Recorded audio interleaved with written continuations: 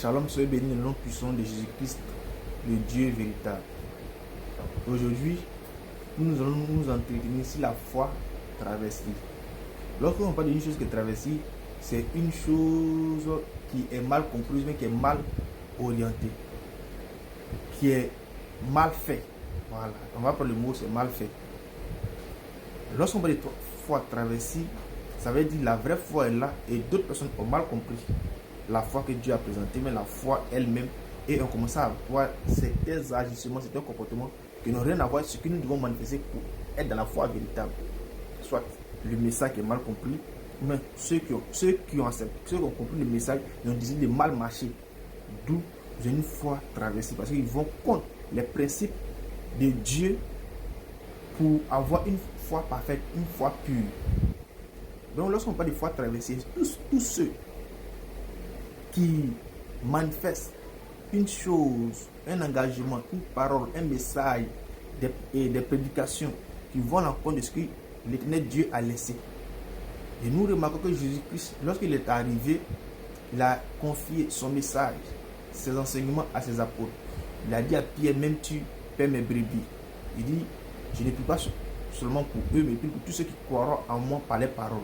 Et Ephésiens 2, 19 à 20 nous dit, et nous sommes édifiés sur le fondement des apôtres et des prophètes, Jésus-Christ lui-même étant la pierre angulaire. Donc maintenant, pour avoir la foi parfaite, la foi selon Jésus-Christ, il faut accepter l'enseignement, l'idéologie, la doctrine que les apôtres ont enseigné, ont prêché.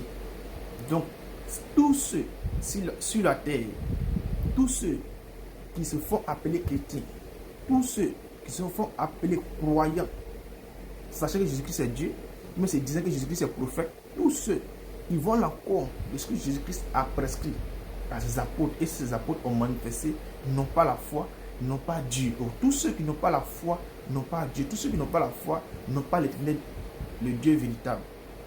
Et si aujourd'hui, je dis que j'ai la foi parfaite, et peut-être dans mon assemblée, je demande à toutes les femmes de se couvrir la tête. Oh Jésus-Christ, les apôtres n'ont pas pris ça comme une doctrine.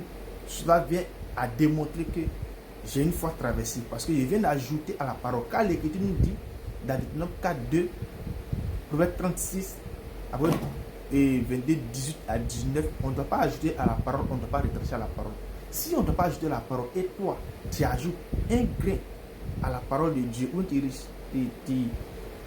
enlèves un grain à la parole de Dieu, ou bien une virgule, une pensée à la parole de Dieu, d'où, mon ami, la foi que tu exprimes, la foi que tu manifestes est une foi traversée.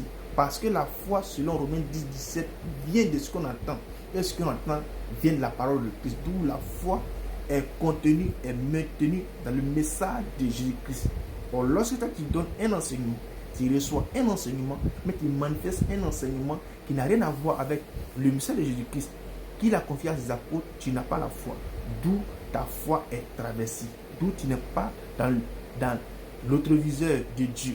Car il faut savoir que toute personne sur la terre, on peut être des faux adorateurs, mais l'adoration est vraie. Il n'y a pas une fausse adoration, mais des faux adorateurs. Pourquoi? Parce que Dieu, par Jésus-Christ, n'importe quel esprit que nous allons prendre sur la terre, peuvent donner les programmes. Voici comment vous devez m'adorer. Et l'homme peut décider d'adorer l'esprit, mais Dieu, de la manière qu'il pense. Et je prends un exemple.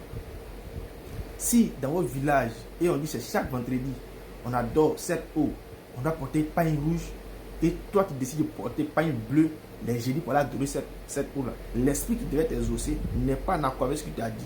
D'où tu es un faux adorateur. Vous comprenez? Donc il y a des faux adorateurs. C'est pourquoi dans Jean 4, 23, 24, la Bible nous dit que là vient les jours où Dieu aura des vrais adorateurs. Donc Dieu a besoin de vrais adorateurs pour l'adorer en esprit et en vérité. Or, pour adorer Dieu, il faut avoir la foi.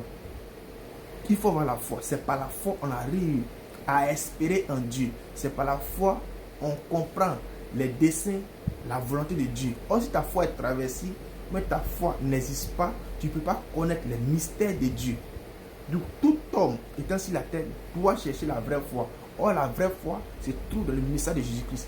Or, c'est Jésus-Christ qui était sur la terre, il a confié son enseignement à ses apôtres.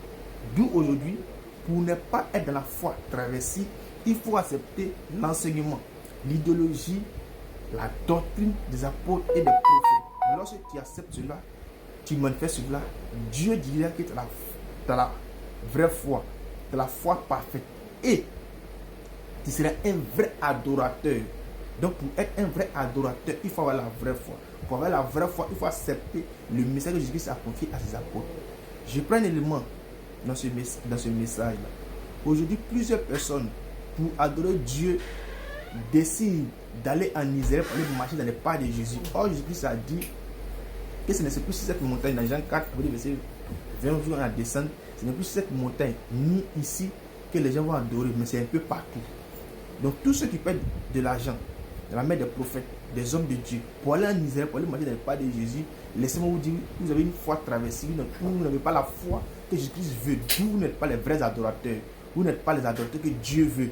Vous êtes de faux adorateurs. Arrêtez, vous pensez adorer un Dieu, mais ce Dieu-là ne vous connaît pas. Vous n'êtes pas dans son programme parce que vous avez décidé d'aller en encontre de ce que Dieu a dit. Donc, tous ceux qui disent qu'il faut aller marcher dans les pas de Jésus, il faut aller en Israël forcé pour adorer Dieu, c'est les fausses personnes, ils ont la fausse foi ou même dans la foi traversée. Et tous ceux qui prennent des bougies pour adorer, tous ceux qui disent on ne mange pas tel aliment tel jour, ou on ne mange pas tel aliment parce que selon la loi de Dieu, dans le christianisme, selon la loi de Dieu, dans la Bible, on ne peut pas manger tel aliment. Laissez-moi vous dire, ces personnes n'ont pas la vraie foi, n'ont pas la foi authentique, ils ont la foi traversée. D'où ce qu'ils font, Jésus-Christ n'est pas dedans.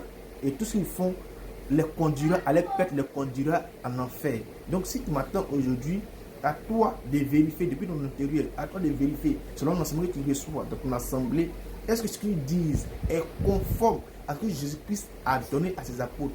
Parce que ce que Jésus-Christ a donné à ses apôtres, c'est qui confirme, mais qui prouve que nous sommes dans la vérité et nous sommes des dieux. Lorsque ce qui est fait n'est pas conforme à ce que les apôtres ont dit, laisse-moi te dire, tu n'es pas de la vérité et c'est pas ce que tu es de Dieu. Parce que l'Écriture nous dit, tous ceux qui sont des dieux écoutent la voix de Dieu. Tous ceux qui sont des dieux écoutent Dieu.